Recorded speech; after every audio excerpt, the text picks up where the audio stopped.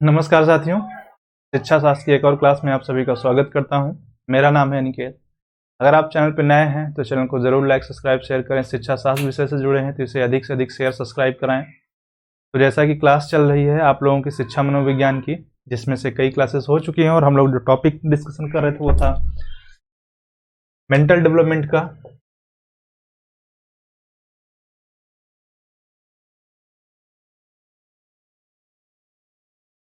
जैसे कि मैंने आप लोगों को बता रखा है कि आप टाइटल आपको एजुकेशनल साइकोलॉजी इसीलिए दिया जा रहा है, भले BA 2 ईयर की क्लास चल रही है, लेकिन आप एजुकेशनल साइकोलॉजी किसी भी डिसिप्लिन में अगर आप पढ़ रहे हैं, चाहे आप शिक्षा मनोविज्ञान BA 2 ईयर में पढ़ रहे हैं, बीएड में पढ़ रहे हैं, एमएड में पढ़ रहे हैं, तब भी आपको प्रॉपर हेल्प मिलेगी।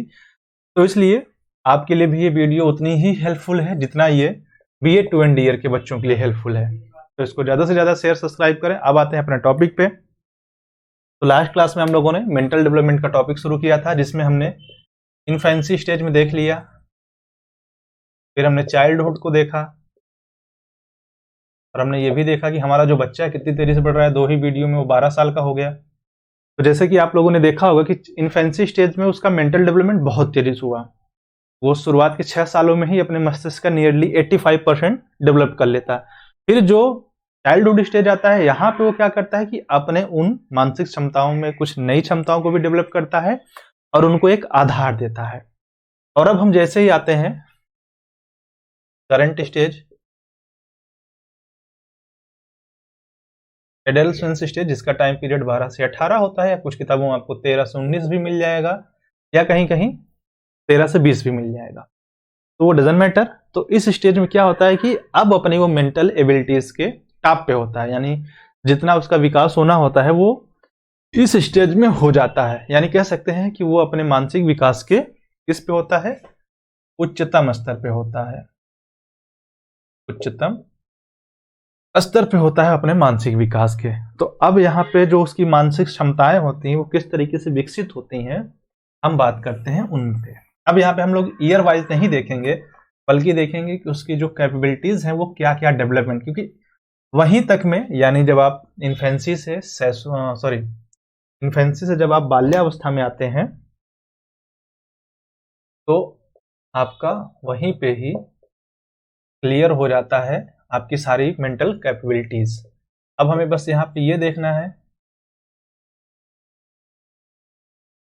कि यहाँ पे उन क्षमताओं का आप यूटिलाइज कैसे करते हैं और किस या कौन कौन सी क्षमताएं हैं आपके अंदर। तो अगर हम बात करें सीधे मानसिक योग्यताओं की, मानसिक योग्यताएं यानी आपकी मेंटल कैपेबिलिटीज या मेंटल एबिलिटीज की बात की जा रही हैं। तो यहाँ पे क्या होता है कि जो भी आपकी मेंटल कैपेबिलिटीज हैं या योग्यताएं हैं, उनका एक फॉर्म या कह सकते हो कि स्वरूप निश्चित हो जाता है, यानी वो फिक्स हो जाती हैं। अब जहां अभी वो डेवलप हो रही थी, अब यहाँ पे आते आते वो एकदम स्ट्रक्चर्ड हो जाती हैं या फिक्स हो जाती हैं, ये चीज हो जाता है। दूसरी चीज, अब जो भी आपकी प्रॉब्लम थी, जैसे समस्या समाधान योग्यता, प्रॉब्लम सॉल्विंग, समस्या समाधान हो गया, आपकी सोचने समझने,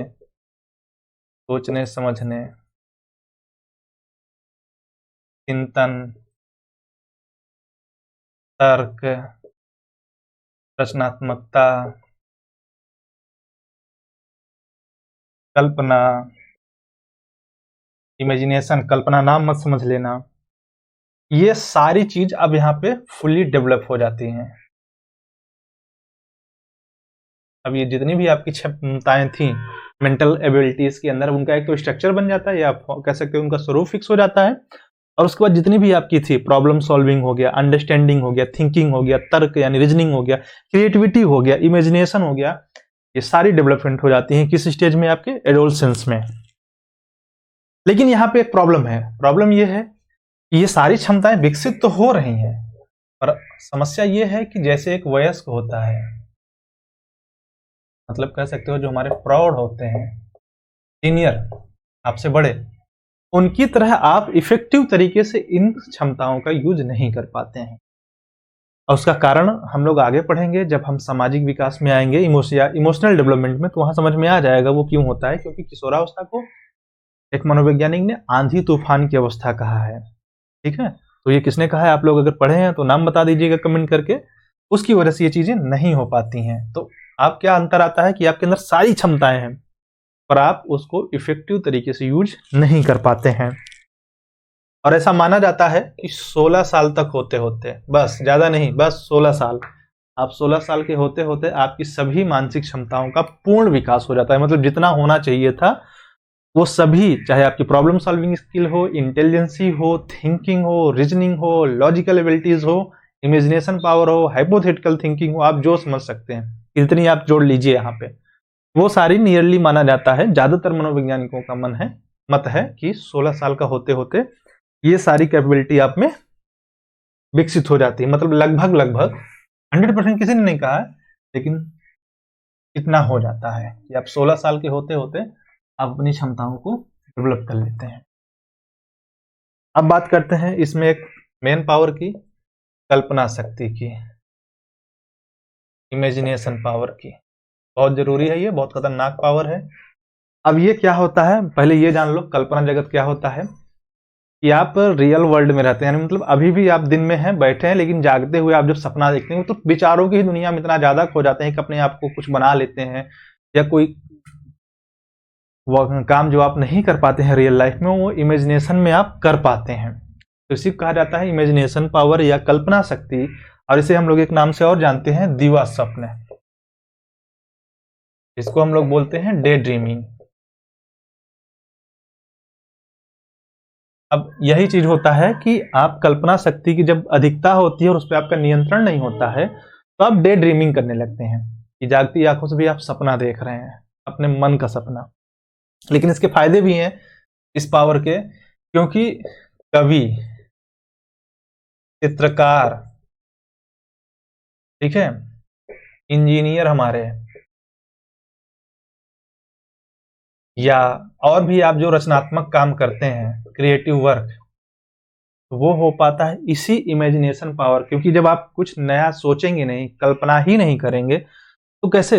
हमेशा सोचिए कि वही शब्द होते हैं, अल्फाबेट्स 26 तो हैं, हिंदी में हमारे 36-37 जो भी हैं, कुल उन्हीं के अकॉर्डिंग आप यूज करते हैं और उन्हीं शब्दों से हर बार एक नया वर्ड बना दे रहे हैं, एक नई रचना ला के रख दे रहे हैं। क्यों? क्योंकि आपके अंदर कल्पना शक्ति।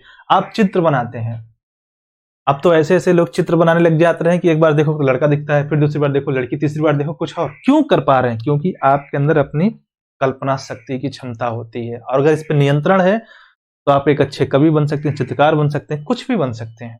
ये आपके इमेजिनेशन पावर पे डिपेंड करता है और आपके कैपेबिलिटीज पे। और ये क्षमता लड़कियों में ज्यादा होती है। जैसे मैंने बताया था अभी थोड़ी देर पहले एक क्लास में, तो लास्ट क्लास में, कि लैंग्वेज पे पकड़ लड़कियों की ज्यादा होती है, तो यहाँ पे भी ये इमेजिनेशन पावर जो होती है लड़कियों में ज्यादा होती है। अब इसका आप यूज कहाँ कहाँ कर सकते हैं? संगीत में कर सकते हैं, नृत्य में कर सकते हैं, साहित्य में कर सकते हैं, या अदर क्रिएटिव वर्क्स में आप इसको यूज कर सकते हैं। किस चीज को? इमेजिनेशन पावर का। एक दो टॉपिक्स और हैं, हम भी अपना पेज पलट लेते हैं।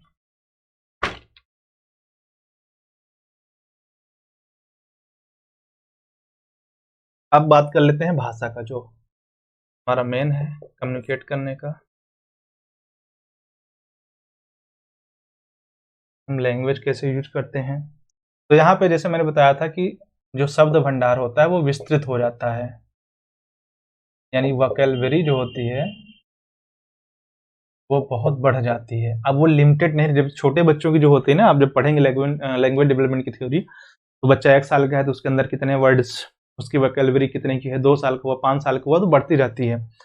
लेकिन यहाँ पे अब वो क्या होता है कि वो लिमिटलेस हो जाती है, वो बहुत बियॉन्ड निकल जाती है। और इन चीजों का, उसके वोकैब्युलरी का, उसके कल्पना शक्ति पे प्रभाव पड़ता है। इस पे? भाषा विकास पे। अगर बालक इमेजिन नहीं कर पा रहा है, कोई वर्ड बोलना चाह रहा है लेकिन दिमाग में जब उसके नहीं आ रहा है तो बोल ही नहीं पाएगा। जैसे कई बार होता है ना कि हम बोलना चाह रहे हैं लेकिन पता है नाम क्या है लेकिन हम बोल नहीं पाते हैं, तो वही चीज होता है आपकी इमेजिनेशन पावर की, आप उस चीज को कैप्चर नहीं कर पा रहे हैं। और आपके भाषा विकास का प्रभाव आपके कैसे डेवलप होती है? आप जब सामाजिक संपर्क में आते हैं, अगर आप अकेले रह रहे हैं और खुद से इंटरेक्ट कर रहे हैं तो आपकी लैंग्वेज कभी डेवलपमेंट नहीं होगी, लैंग्वेज स्किल आपकी लिमिटेड हो जाएगी और आप बोल नहीं पाएंगे।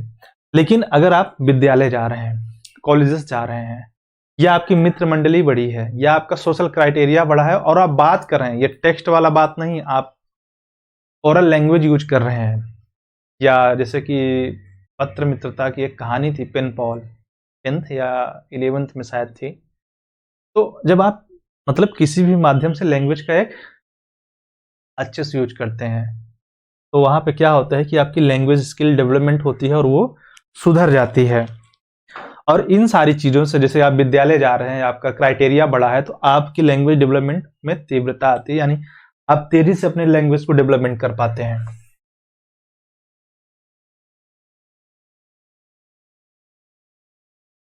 आपकी रुचियों का भी विकास इस स्टेज में हो जाता है, जिसको मैंने पहले ही बताया कि शैशवावस्था यानी इन्फेंसी स्टेज में आप क्या करते हैं कि अपनी रुचियों दिखा देते हैं, बच्चा अपना इंटरेस्ट दिखाना शुरू कर देता है। पर आपकी जो बची हुई है जितनी भी हैं इंटरेस्ट,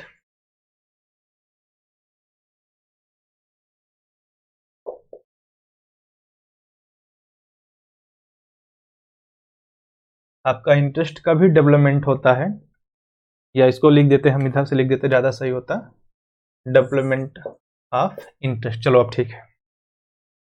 तो जो रुचियों का आपका विकास होता है यहाँ पे वो फिर तेजी पकड़ता है।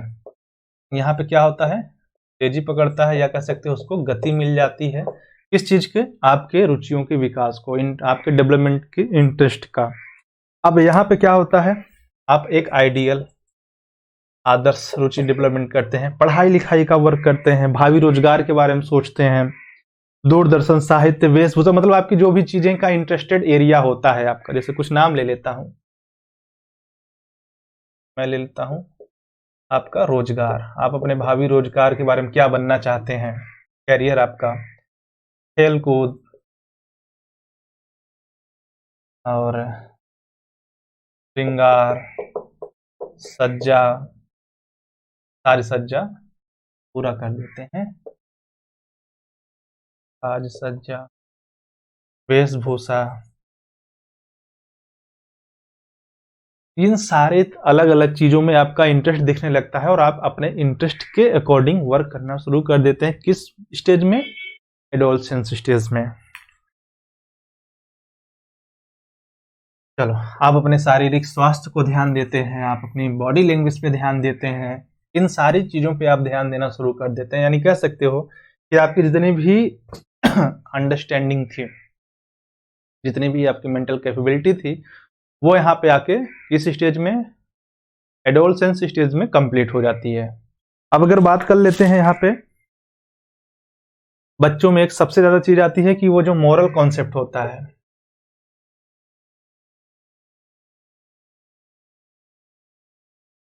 मतलब जो आदर्श मूल्य होते हैं हमारे समाज के, या जो भी होते हैं, जो आपको बताया जाता है, आप किसी भी चीज को ब्लाइंडली नहीं फॉलो करते हो। आपके जो नैतिक मूल्य होते हैं आप उनको ब्लाइंडली फॉलो करना बंद कर देते हो। आप हर चीज के पीछे, जैसे मैंने कहा था ना कि चाइल्डहुड स्टेज में एक चीज आपके अंदर डेवलप होती है, हर चीज के कारण जानने की कोशिश करना, इस चीज का क्या कारण है, ये क्यों हो रहा है। तो उसी तरह जब आपके अंदर मॉरल कॉन्सेप्ट पे भी क्या करते हैं कि आप ब्लाइंडली ट्रस्ट नहीं करते, आप किसी चीज को ब्लाइंडली नहीं फॉलो करते, किसी चीज के लिए अंधभक्त नहीं बन जाते हैं कि नहीं मुझे इस चीज का फॉलो ही करना है, नहीं ये मुझे, यही मेरा है टारगेट। नहीं, आप कारण जानोगे, समझोगे, अगर आपकी हेल्प की है देन आप फॉलो करोगे। दूसरी चीज, एक चीज और होती है कि जो आपके लिए इंपॉर्टेंट लोग हैं, कि जो भी आपके लिए इंपॉर्टेंट हैं, उनके साथ आप रिलेशनशिप बनाते हैं, उनसे दोस्ती बनाते हैं, उनके साथ रहना पसंद करते हैं, उनको आप महत्व देते हो। तो ये चीज आप क्या करते हो, एक कह सकते हो कि आप सामाजिक सौहार्द बनाना सीख जाते हो। किस स्टेज में ये सारी चीजें होती हैं, एडोलसेंस स्टेज में। तो मेंटल डेवलपमेंट का टॉपिक यहाँ पे कंप्लीट होता है। हमने तीनों स्टेज कवर कर लिया है, इन्फेंसी से लेकर एडोलसेंस। नेक्स्ट क्लास में किसी और टॉपिक पे आएंगे, और तब तक आप लोग ऐसे ही अपना साथ और सपोर्ट करते रहिए, ज़्यादा से ज़्यादा शेयर और सब्सक्राइब करते रहिए। Thank you.